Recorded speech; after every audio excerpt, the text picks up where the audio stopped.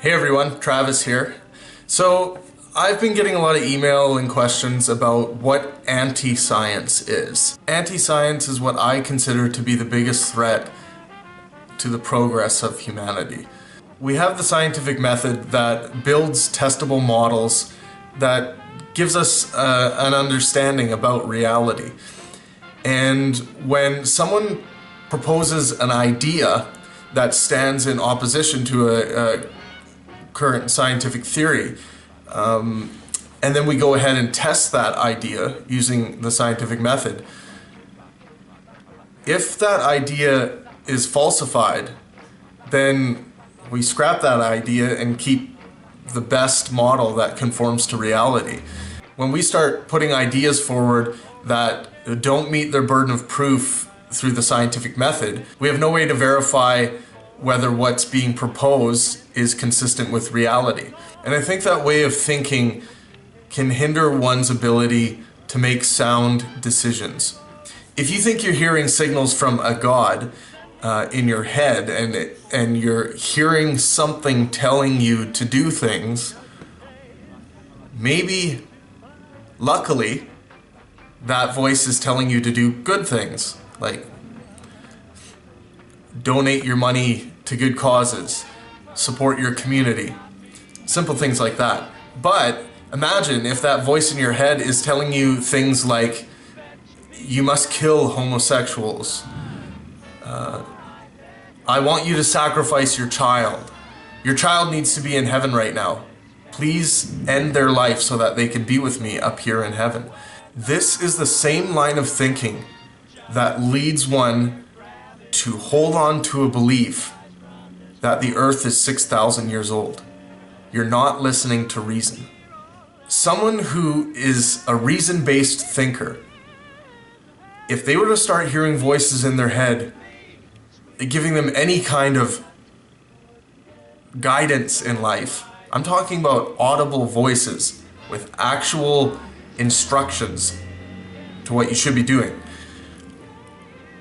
they would go and seek medical help from medical doctors who are using the scientific method to help cure you of the illness. Because it is an illness. If you're hearing voices in your head telling you to do things, what if you can't control that relationship? What if it takes you over and you can't do anything about it? All you can do is believe what the voice is telling you to do, and you believe it's from a god, and you believe that god to be perfect in everything that they do. So who are you to say, no, I'm not going to sacrifice my kid? That doesn't sound reasonable. By the way, if you are hearing voices like this that are telling you to do things like I was talking to you about, please go see a medical doctor and get some help. Don't listen to the voices. And that goes for even if they're telling you to do good things. Now I'm talking about audible instructions. Now if you're having a conversation with yourself in your head, or you're kind of engaging your conscience, that's fine, that's normal.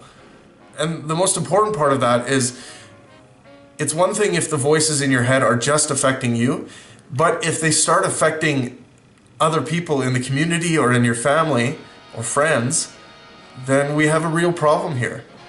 All of a sudden, your unwillingness to be reasonable is affecting those people. Now, I know there are some situations where some people get to a point where they cannot reason, and they need someone to intervene and help them, and I understand that.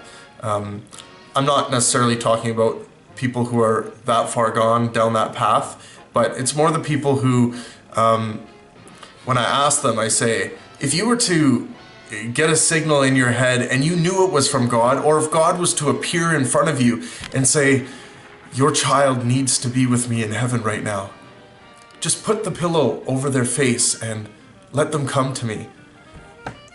I sometimes ask people and give them that scenario, and people want to dodge and say, no, my God would never do that. He would never command me to do anything like that. Well, I mean, he commanded the same thing of Abraham in the Bible. Well, in the Bible, God commands Abraham to sacrifice his son Isaac. and he was about to do it. And then God stops Abraham at the last minute and says, "Oh wait, don't, stop. I just wanted to know that you fear God." So what if that stop signal is too late or doesn't come through, or because we have the ability to test these things, your brain, you decide not to send yourself that signal, or the chemical processes in your brain don't create that signal. This is a real problem.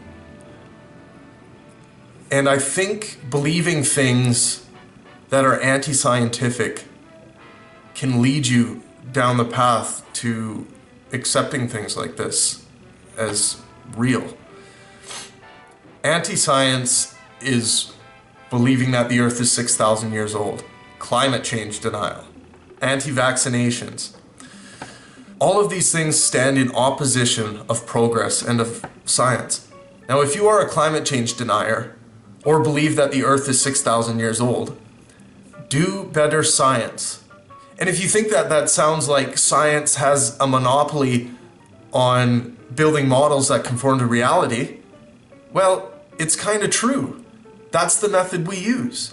Now, if you can come up with a better method that gives us testable models that we can verify based on evidence, be my guest. Bring it forth. You would win a Nobel Prize if you can come up with a better method than the scientific method to understand reality. And you will win a Nobel Prize if you prove that the Earth is 6,000 years old, or if you prove your climate change denial, or if you can prove that a God exists. I want people to get inspired by science, not fear science. Science doesn't have any tenets, dogma. There aren't authorities of science. There are experts, but no authorities. If the world-leading scientists all of a sudden said, "In the name of science, we must kill everyone who has measles in order to get rid of measles," that would be absurd, ridiculous. That's not consistent with the scientific method. Some might say the scientific method doesn't have anything to say about morality. I completely disagree. In that case, for instance, we know that well-being and equal rights for people across the board helps communities prosper. Killing someone who has measles stands in opposition to well-being and is not consistent with equal rights.